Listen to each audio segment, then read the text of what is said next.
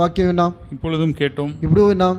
So காலையில் நம்ம மற்றவர்களை நியாயம் தீர்க்காமல் இரக்கமாக இருக்கிறத குறித்து கேட்டோம். ఉదయం మరి ఏ విధంగా మనం తీర్పు తీర్చకుండా ఇతరుల మీద మనం కరికర కలిగి ఉండాలి విన్నాం. இப்பொழுது நம்ம நியாயம் தீர்க்கணும்னு கேட்டோம். ఇప్పుడు మనల్ని మనం విమర్శించుకోవాలని చూసాం. இது நம்ம மாம்சத்தில் அது முடியாது சகோதரர். ఇది మన యొక్క శరీర ప్రకారం ఇది చేయలేం. పరిశుద్ధ ఆవిயினுடைய உதவி இருந்தால் தான் நம்மளால செய்ய முடியும். పరిశుద్ధాత్మ యొక్క సహాయం చేత మాత్రమే చేయగలము. தேவன் நம்மை நேசிக்கிறார். దేవుడు మనల్ని ప్రేమిస్తున్నాడు. இன்னும் அவர் நம்மளை உருவாக்கிட்டு தான் இருக்காரு. ఇంకా మనల్ని ఆయన ఆకారానికి తీసుకొని వస్తున్నాడు. ஒருவேளை நம்ம இன்னைக்கு இதெல்லாம் ரொம்ப தூரமா இருக்குன்னு நம்ம டிஸ்கரேஜ் ஆகலாம். ఒకవేళ ఇది మనకి చాలా దూరమైందని మనము నిరుత్సాహపడొచ్చు. நம்ம வாழ்க்கை ஃபெயிலியரா இருக்குன்னு நினைக்கலாம். లేకపోతే మన యొక్క జీవితము ఓడిపోయిందని మనం అనుకోవచ్చు. நமக்கு ஒரே ஒரு குட் நியூஸ் இருக்குது. అయితే మనకు ఒక మంచి వార్త ఉన్నది. அந்த காரியத்தை மட்டும் வாசிச்சு நாம் அப்பத்தை பிக்கலாம். ఆ వాక్యాన్ని మాత్రం మీకు చూపించి మనము రొట్టె విరుద్దాం. எரேமியா 18 ఇర్మియా గ్రంథము 18వ అధ్యాయము. సో దేవుని எப்படியாய் நம்ம நேசிக்கிறார்ங்கறதை இங்க பார்க்கிறோம். దేవుడు ఎంతగా మనల్ని ప్రేమిస్తున్నాడో అని ఇక్కడ మనం చూస్తాం. எரேமியா 18ல ఇర్మియా గ్రంథము 18వ అధ్యాయము.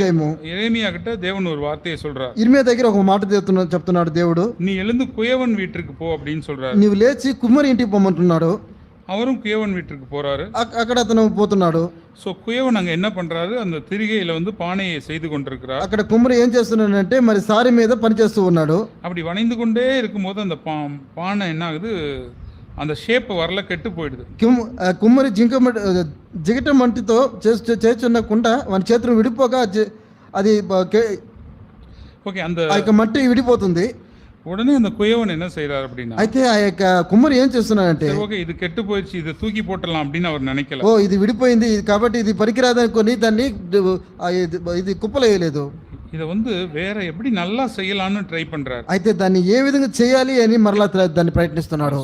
சரி இது ஒழுங்கா வரல, ஏதோ ஒன்னா உருவாக்குவோம் அப்படின்னு அவர் நினைக்கல. ఇది సరైనటువంటి నేను అనుకున్నట్టు ఆకారానికి రాలేదు కాబట్టి దీన్ని ఇంకొక ఆకారంలో చేస్తానంటున్నాడు. அவருடைய பார்வைக்கு திருத்தமாய் சரியாய் கண்டபடி 4వ వచనం రాయబడి ఉంటుంది, కుమ్మరి తనకి యుక్తమైనట్టుగా దాన్ని మరి ఒక కుండ చేసెను. இது எப்படி இருக்கணும், எப்படி இருந்தா பெஸ்టா இருக்கும்னு நினைக்கிறாரோ அந்த மாதிரி செய்கிறார். ఆ యొక్క మట్టిని మరి ఏ విధంగా చేస్తే అది బాగుంటుందో ఆ యొక్క ఆలోచనతో ఆ యొక్క కుండను చేస్తున్నాడు. సో இதெல்லாம் சொல்லிட்டு தான் தேவன் கேட்கிறார். ఇది అన్ని చెప్పి దేవుడు అంటున్నాడు, இந்த குயவன் செய்தது மாதிரியே நானும் உங்களுக்கு செய்வேன். 6వ వచనంలో అంటున్నాడు, ఇశ్రాయేలురా ఈ కుమ్మరి మట్టికి చేసినట్టు నేను మీకు చేయలేనా అంటున్నాడు. ஒருவேளை உங்களுடைய கடந்த காலம் அப்படி வீணானதா இருக்கலாம். ఒకవేళ మీ యొక్క గతించిన దినాలు మరి వ్యర్థమైపోయి ఉండొచ్చు.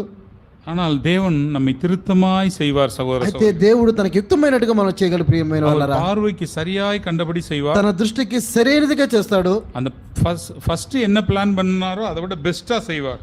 తను మొదటగా ఎటువంటి ప్రణాళిక చేస్తాడో అంతకంటే బెస్ట్ అనే విధంగా చేస్తాడు. இன்னும் நல்ல செய்தி என்ன அப்படின்னா, ఇంకా గొప్ప ఉద్దేశం మంచి వార్త ఏంటంటే, அந்த மண் ఆ యొక్క మట్టి இன்னும் குயவனுடைய கையில தான் இருக்கிறது. ఇంకా కూడా ఆ యొక్క కుమ్మరి యొక్క చేతిలో ఉన్నది.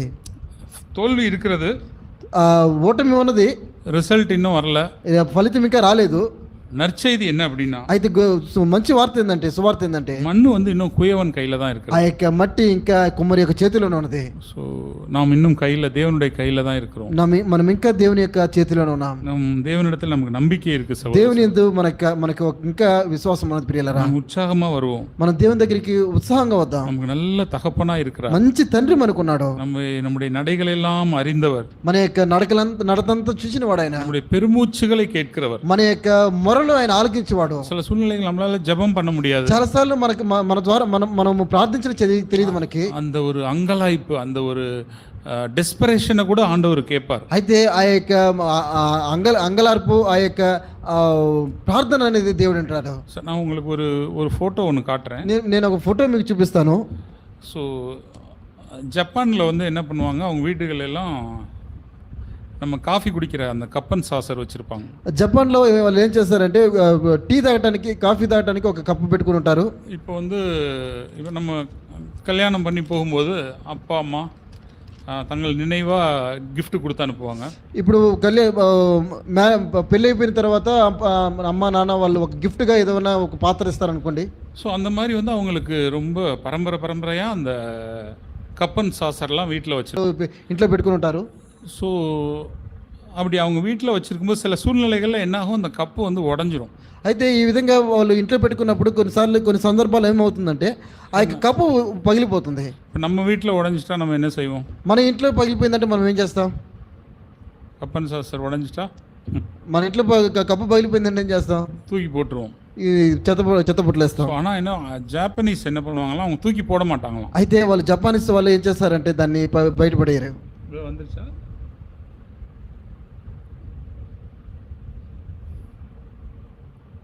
ஃபஸ்ட்டு அந்த உடஞ்ச பீஸை காட்டுங்க.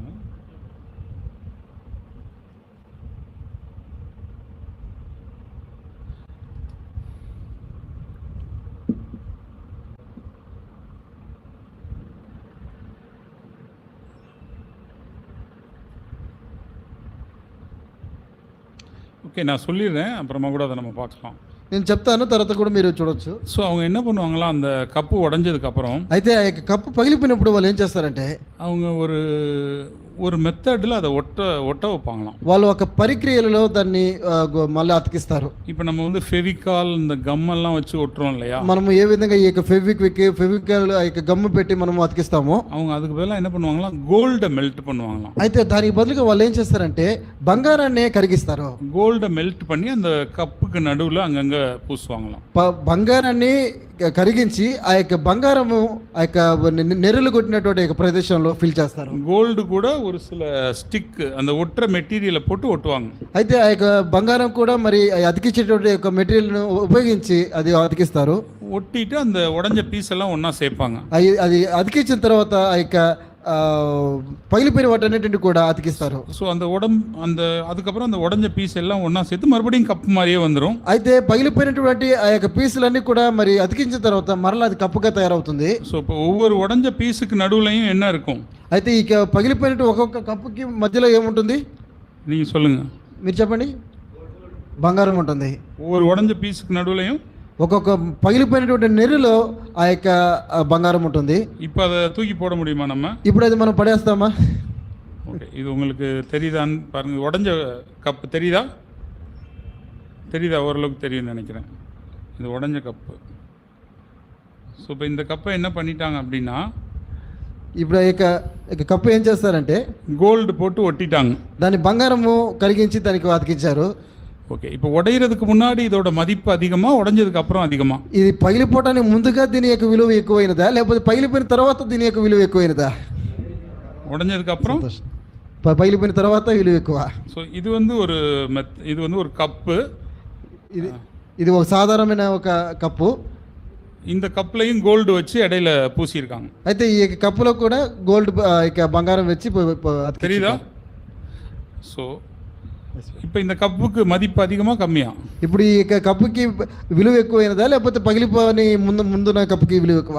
ஸோ அந்த ఆర్టికల్లో இந்த ஒரு వార్త எனக்கு ரொம்ப ఆశ్చర్యமா இருந்தது. అయితే ఈ యొక్క ఆర్టికల్లో ఉన్న ఒక మాట నాకు ఎంతో ఆశ్చర్యం అనిపించింది. ஸோ இந்த மெத்தடில், ఈ యొక్క మెథడ్లో, ఈ యొక్క ప్రక్రియలో ఇది உடைஞ்சு போன செராமிக்கை ரிப்பேர் பண்றது மட்டும் இல்லாம, ఈ యొక్క పగిలిపోయినటువంటి ఈ యొక్క సెరామిక్ అనేటువంటి మెటీరియల్ రిపేర్ చేసేది మాత్రమే కాకుండా ஏற்கனவே இருந்ததை விட இன்னும் அழகா மாத்துது. ఇంతకు ముందు ఉన్నదానికంటే కూడా ఎంతో అందంగా మారిపోతుంది.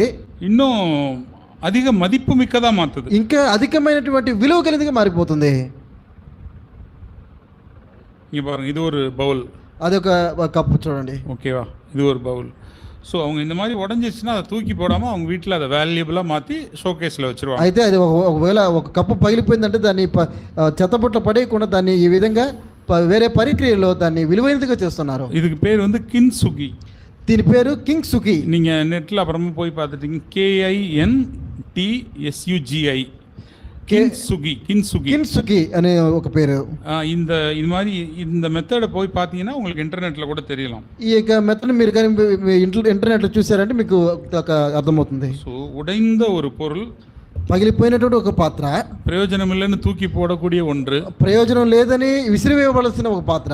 ஆனால் தேவன் மனுஷன் என்ன பண்ணுறான் அப்படின்னா, அதில் கோல்டை வச்சு அதை மதிப்பு மிக்கதாய் மாற்றுகிறான். అయితే మనుషుడు ఏం చేస్తున్నాడంటే బంగారాన్ని దానికి అతికించి విలువ లేని దాన్ని అత్యధికమైన విలువ కలిగినదిగా చేస్తున్నాడు.